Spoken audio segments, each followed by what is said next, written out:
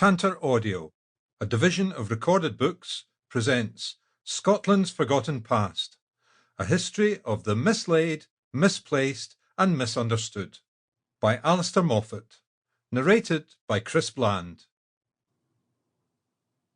Introduction.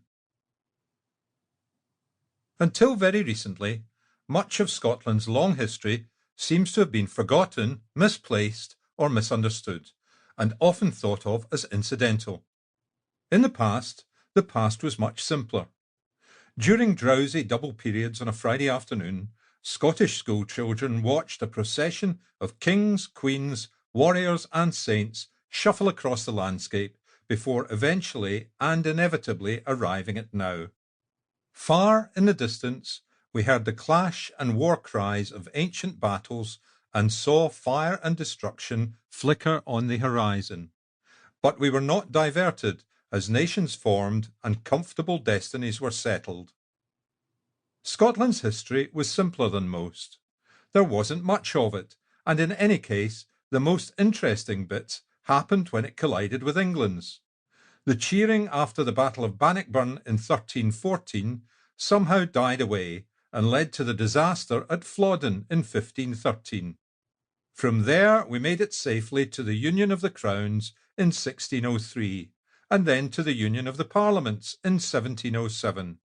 Bonnie Prince Charlie briefly objected in 1745 and 6, but thereafter everything calmed down, thank goodness, and Scotland's history became part of Britain's history. There were walk-on parts for Scottish inventors, from James Watt to John Logie Baird, scientists like Alexander Fleming and James Clerk Maxwell, writers like Walter Scott and Robert Louis Stevenson, and the occasional plucky victory at Twickenham or Wembley.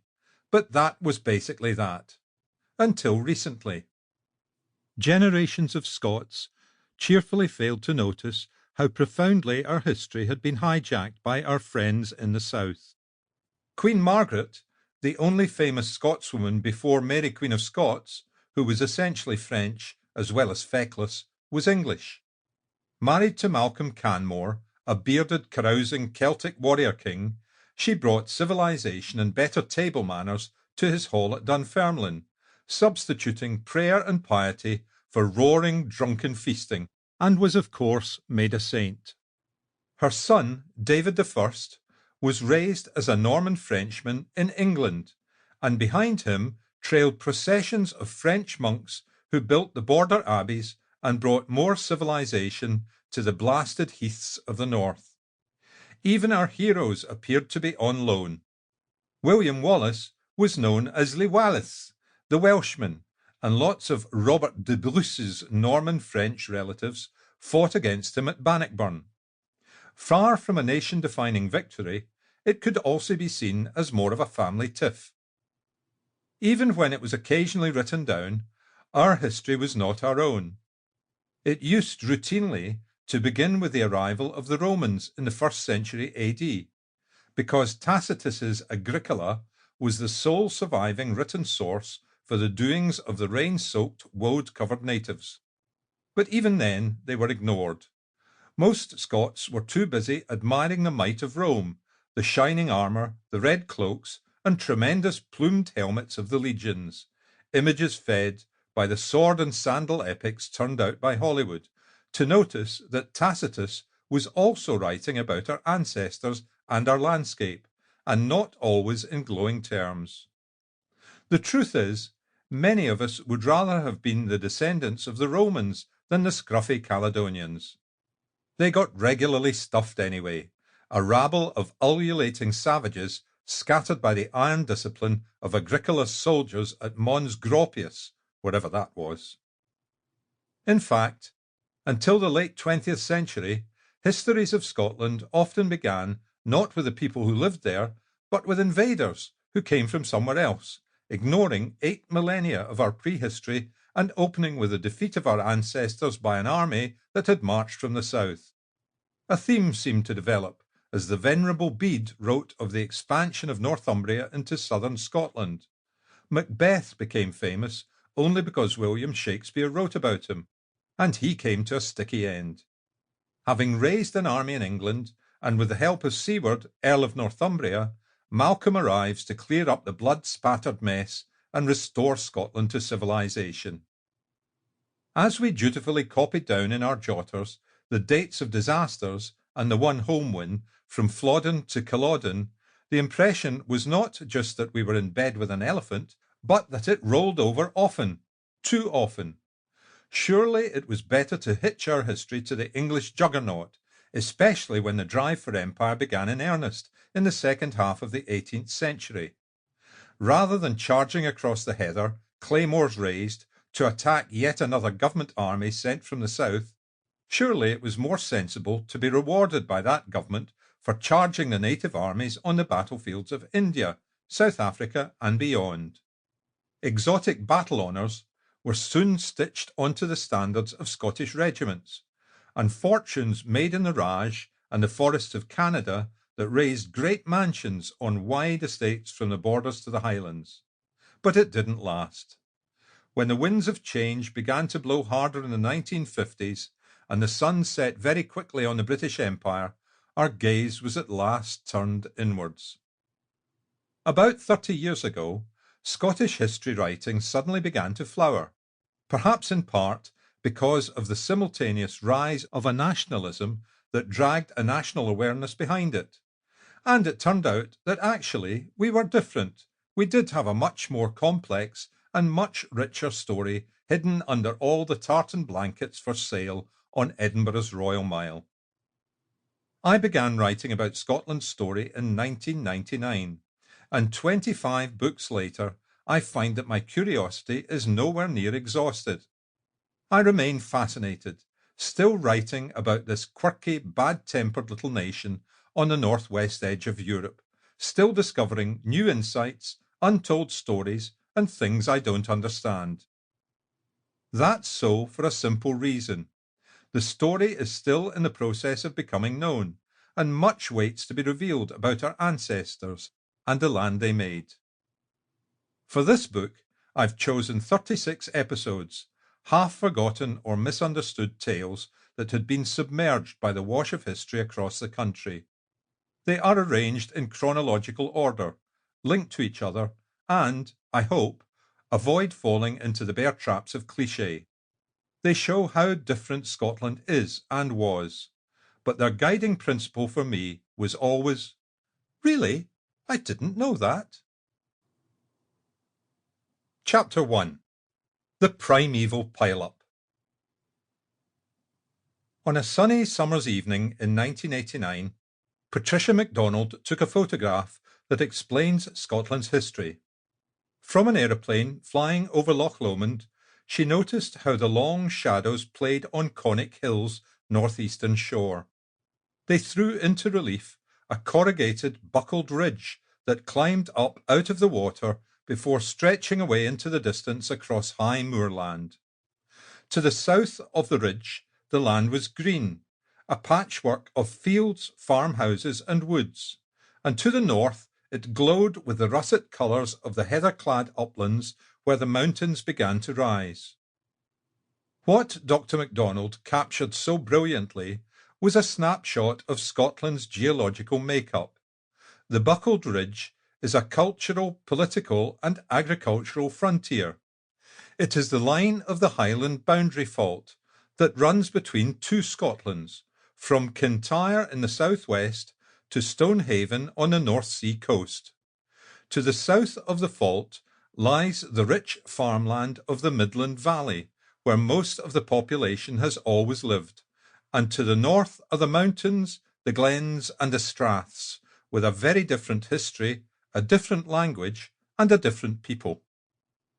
Hundreds of millions of years ago, when the planet was young, its crust was in constant movement. As volcanoes roared and tsunamis thundered across the oceans, vast paleocontinents with exotic science fiction-like names were moving slowly across the face of the earth. Avalonia, Laurentia, and Baltica were pushed by tectonic forces as they formed, submerged, rose up, splintered, and reformed. Sometimes bits broke off. These slivers of ancient rock are known as terranes, and the landmass of Scotland is an amalgam of four, a nation of fragments, geological leavings. A series of more or less parallel fault lines show the northeast to southwest angle of the collision of these bits and pieces. The northwesternmost and the oldest terrane formed the Western Isles, Coll, Tiree, and Iona, as well as much of the northern Atlantic coastline. Its basis is an ancient rock called Lewisian gneiss. Very hard and formed deep in the fiery bowels of the earth, it can be seen in outcrops as far north as Cape Wrath and on the western peninsula of Islay, known as the Rins in the south. East of the coastal fault line lie the remains of a second terrane, whose southeastern edge runs along the very obvious boundary that is the Great Glen. It stretches from Inverness down to Fort William and beyond. Below it is a third splinter of primeval rock, and its edges were those photographed by Patricia MacDonald over Loch Lomond.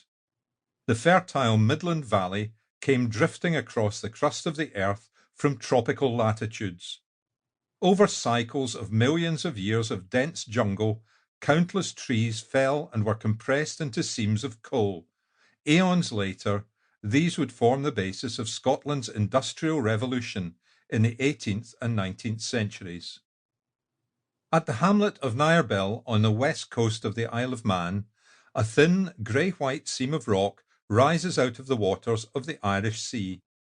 It is the only place where the precise moment of Britain's most spectacular geological collision can be clearly seen. Known as the Iapetus suture, it is a memory of a vanished ocean. Lying between the ancient continents of Laurentia and Avalonia, the Iapetus Ocean began to shrink as these vast land masses drew closer and closer about 410 million years ago. The four terranes that would become Scotland had formed part of the southeastern shore of Laurentia, and they were slowly bulldozed into the northeastern edge of Avalonia. Attached to it were the rock formations that would become England, Wales, and southern Ireland. In keeping with the clichés of recorded history, to say nothing of modern attitudes, Scotland's terranes were harder than those of the soft south, and when the paleocontinents collided, the northern rocks forced the southern to buckle like a disintegrating rugby scrum, upending the strata and pushing valuable seams of coal and iron ore much closer to the surface. This showed that Scotland, being harder than England, was not necessarily to the detriment of the latter. Scotland's part of the seismic bargain was the wind-swept moorland of the southern uplands, while England's industry would flourish on top of the Northumbrian, Durham, and Cumbrian coalfields. Fire and ice began to move mountains. As the earth shuddered and volcanoes sent vast amounts of ejecta rocketing into the sky, the Atlantic Ocean was forming. It eventually submerged a ring of volcanoes that ran from St Kilda to Ailsa Craig. The wide caldera of others can be clearly seen on the Ardnamurchan Peninsula, on the mainland, and on Skye. Much later, about 2.4 million years ago, the ice came, probably caused by slight variations in the shape of the Earth's orbit around the Sun. Several ice ages locked up the land in their frigid grip. The most recent has only just ended. Some 15,000 years ago, ice sheets more than a kilometre thick crushed Scotland and the north of England. As incessant winds blew over the brilliant white landscape, our geography lay dormant, waiting to be formed, waiting to make our history. When the Earth's orbit around the Sun at last moved back into kilter about 11,000 years ago, the weather grew warmer and very rapidly the ice began to melt and to move.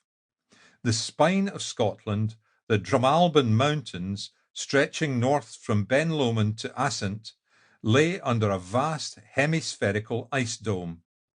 When it began to splinter, the great weight of the ice moved like a gigantic white harrow over the landscape, bulldozing it into the shape we recognize on today's maps. Glaciers ground their way both west and eastwards down the slopes of the Drumalbin Mountains. On their undersides, they carried along a great deal of rocky debris, and they scraped and shaped the land. Glaciers moving east were stopped and split by the very hard volcanic rock on which Stirling Castle now sits. When it divided, the glacier left a crag tail on the eastern leeward side of the rock, where the town of Stirling grew up in the shelter of its great castle. Something very similar happened when the ice river reached Edinburgh's Castle Rock. As the heavy blanket of the ice dome was at last lifted, the land began to rise. In what is known as isostatic uplift, the crust of the earth bounced back. With the great melt, sea levels also rose, sometimes faster than the land. Around 5000 BC, the Firth of Clyde broke through into Loch Lomond and almost made a link with the Firth of Forth. Only a narrow land bridge east of Aberfoyle prevented northern Scotland from becoming an island. Instead of a channel of seawater, a wide swathe of treacherous marshland was formed. Known as Flanders Moss, it presented a real barrier, a boggy frontier between north and south. In his biography of Agricola, Tacitus wrote that when the Romans advanced into Caledonia, the legions were marching as if into another island. Geology and the ice made that narrow neck of land a strategic hinge that was guarded for centuries by Stirling Castle, brooding in its glacier-carved rock. To the east, isostatic uplift had a spectacular effect. 8,000 years ago, there was no North Sea. When the ice domes over Scandinavia melted, the Earth's crust to the south bounced back, and between Denmark, Germany, the Low Countries, and the east coast of Britain, there was dry land, a wide subcontinent archaeologists called Doggerland. What is now the Dogger Bank, a large sandbank off the east coast of England, was once a range of northern hills. The valleys, rivers, and lakes of Doggerland sustained substantial communities of hunter-gatherers, and after the ice, some of the first pioneers who came to Scotland walked across what is now the bed of the North Sea. Far to the northwest, a volcano roared, and a huge eruption sent millions of cubic tons of ejecta into the atmosphere, so much that a dust cloud obscured the sun. On Iceland, Mount Hekla blew itself apart in 1159 BC, the precise date traceable by the measurement of ancient tree rings. As skies darkened, a volcanic winter lasting 18 years followed, and it had a catastrophic effect on the communities of the Hebrides and the Atlantic seaboard. As the land withered into a wet, sunless, toxic wasteland, many fled over the mountain passes to the east. As peats began to form and cultivable land shriveled, more refugees were driven from their island and coastal homes. Climate and geology have had a determinant effect on Scotland's history. The uniquely diverse set of habitats created by the four terrains has meant that our culture and history has itself been diverse.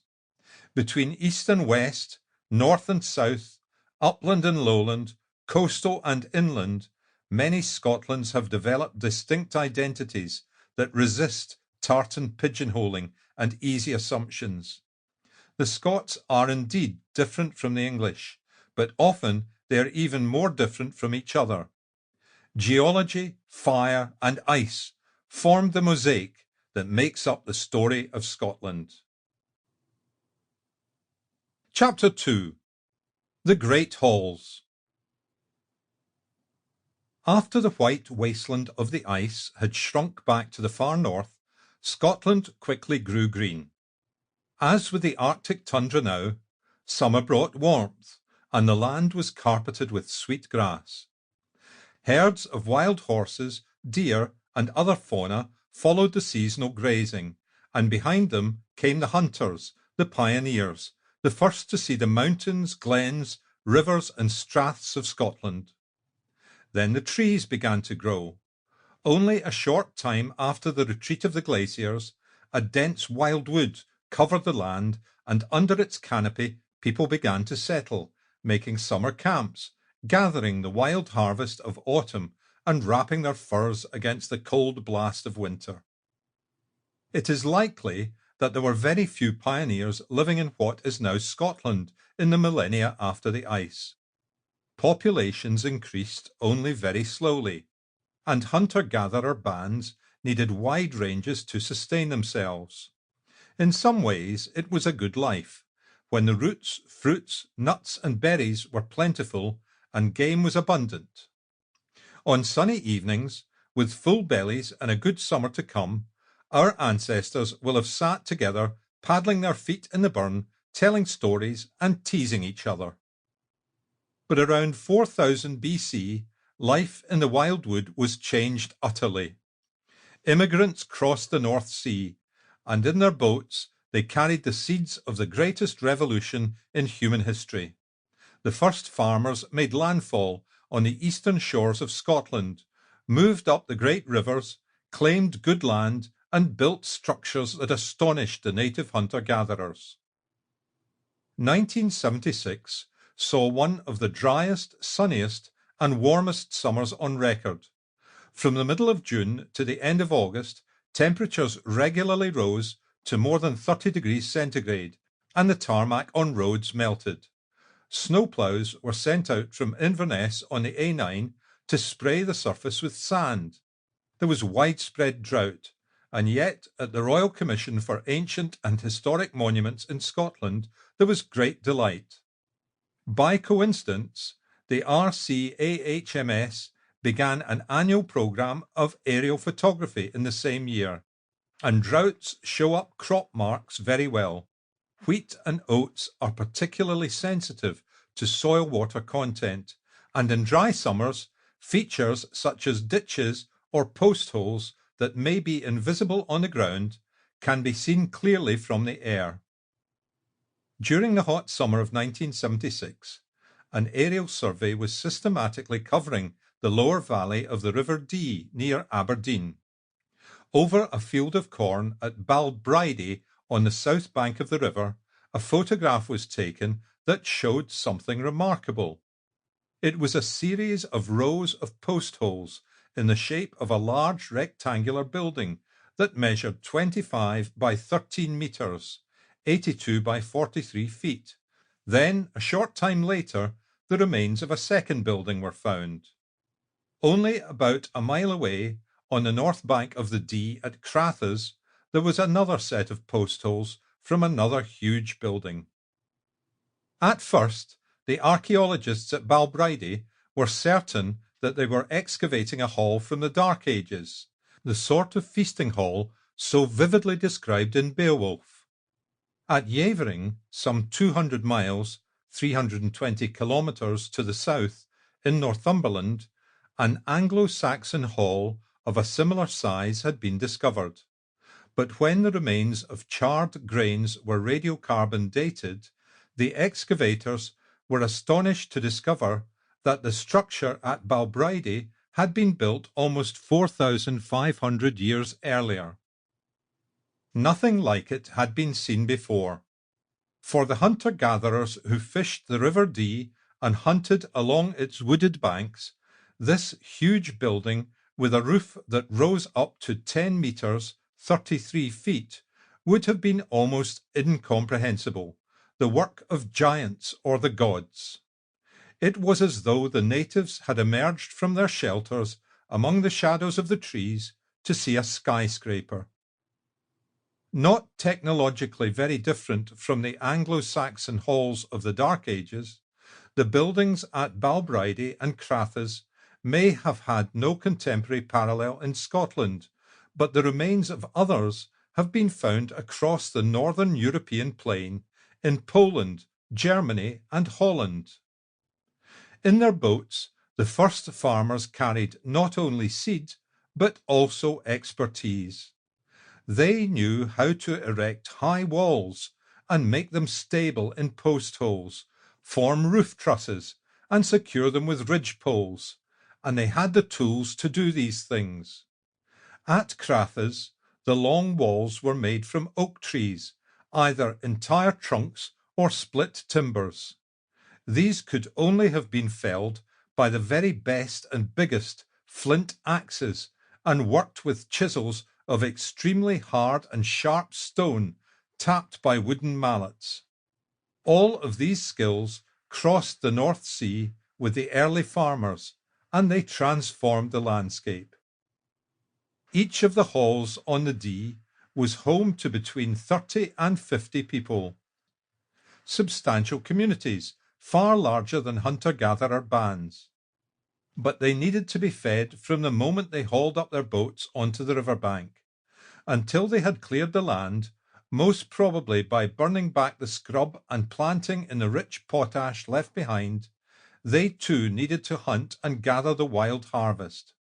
That will have meant competition with native bands, perhaps even conflict.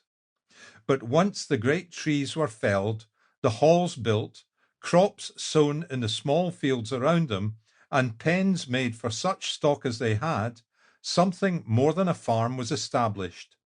Ownership of land began to replace the customary rights that the native hunter-gatherers had over their wide ranges.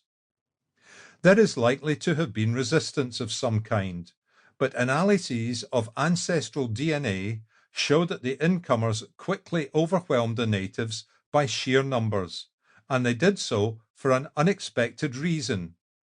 Having quickly become true Scots, they invented porridge. Populations of hunter-gatherer bands grew only very slowly. These people were highly mobile, barely rustling the leaves of the wildwood as they moved through it, leaving only gossamer traces of their passing. As they hunted in the woods or waited quietly in clearings, their spears and bows at the ready, they needed to travel light. From summer to winter camps, following the seasons around large areas, they could not carry or cope easily with little children. But in any case, natural biological cycles precluded large families. The diet of these bands was difficult for babies and toddlers to chew and digest. Their infant teeth were too soft for the roots and fruits and meat that may often have been tough. For that reason, hunter-gatherer mothers breastfed their children for much longer than was customary in farming communities, perhaps until the age of 3 or 4. Mother's milk was the sole source of the class 1 protein that growing children need. Nursing a baby or a toddler usually means that women cannot conceive, and in that way nature kept a balance. Our ancestors lived much shorter lives, and few reached the age of 30.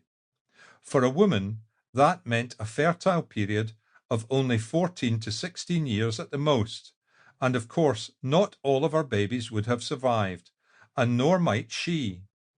One hypothesis holds that the prime cause of death in prehistoric women was complications in childbirth. And so, for all these reasons, the population of Paleolithic Scotland was tiny. Porridge changed that. The cereals grown in the little fields around the halls on the banks of the Dee were used to make unleavened bread, and also ground into a nutritious paste that was mixed with water or milk. This form of porridge could be spooned into the mouths of infants from an early age, and it meant that they could be weaned more quickly. This made the birth interval much shorter, and whereas a native hunter-gatherer mother might hope to have 4 children at most, with perhaps 2 or 3 surviving, the women who lived in the warmth and shelter of the great halls could have twice as many. In this way, the first farmer population expanded rapidly and quickly overwhelmed the natives, driving them deeper into the interior to survive as best they could. Sample complete. Ready to continue?